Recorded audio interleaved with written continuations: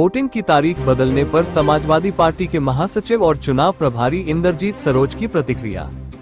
Samajwadi party के महासचिव और चुनाव प्रभारी इंद्रजीत सरोज ने उत्तर प्रदेश समेत तमाम राज्यों में उपचुनाव वाली सीटों पर वोटिंग की तारीख बदलने के बाद अब सवाल खड़े कर दिए हैं। चुनाव आयोग ने उत्तर प्रदेश, केरल और पंजाब में होने वाले उपचुनाव की तारीखों को बदल दिया है। चुनाव आयोग के मुताबिक केरल, पंजाब और उत्तर प्रदेश में होने वाले विधानसभा सीटों पर उपचुनाव 13 नवंबर के बजाय 20 नवंबर को होंगे। इस बदलाव पर समाजवादी पार्टी के महासचिव और चुनाव प्रभारी इंद्रजीत सरोज ने प्रतिक्रिया दी है। टालेंगे तो और भी बुरा हारेंगे। पहले मिल्कीपुर का उपचुनाव टाला, अब बाकी सीटों के उपचुनाव की तारीख टाल दी। भाजपा इतनी कमजोर कभी न थी। दरअसल बात यह है कि उत्तर प्रदेश में महा बेरोजगारी की वजह से जो लोग पूरे देश में काम रोजगार के लिए जाते हैं वो दिवाली और छठ की छुट्टी लेकर उत्तर प्रदेश आए हुए हैं और उपचुनाव में भाजपा को हराने के लिए वोट डालने वाले थे।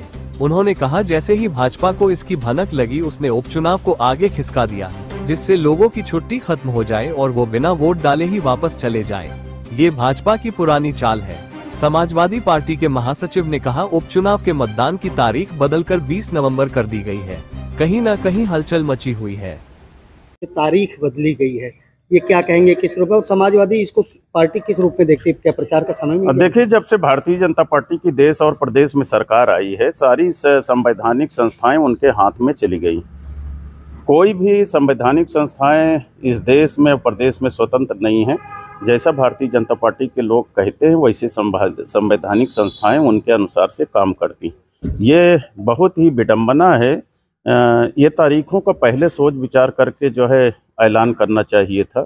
ये बीच में किसी हमारे कैंडिडेटों को थका दिया गया, उनका पैसा खर्च करा दिया गया, वो परेशान हो गए।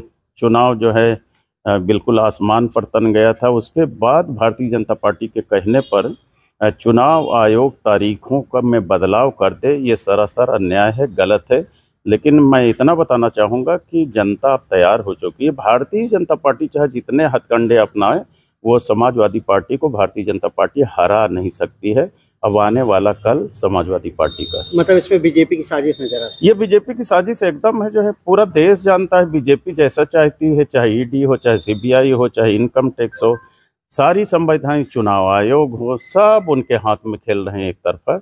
और ये जनता भी जान चुकी है कि भारतीय जनता पार्टी जैसा चाहती है वैसा करवाती है। संवैधानिक संस्थाएं स्वतंत्र इस देश में नहीं रह गई। क्या प्रत्याशियों का किस तरह नुकसान या फायदा नजर? अब प्रत्याशियों का नुकसान है। भारतीय जनता पार्टी वाले अब इतने जोर शोर से नहीं लगे थे जितना समाजवादी पार्टी के लोग लगे थे। हमारा चुनाव चढ़ चुका था और जीत के कगार पर हम लोग थे, लेकिन हमारे कैंडिडेटों को थकाने के लिए, हमारे लोगों को थकाने के लिए और पैसा जो है बर्बाद कराने के लिए, क्योंकि भारतीय जनता पार्टी के पास इस देश में सबसे ज़्यादा रुपया आ गया है, तो रुपया के बल पर चुनाव लड़ रही है।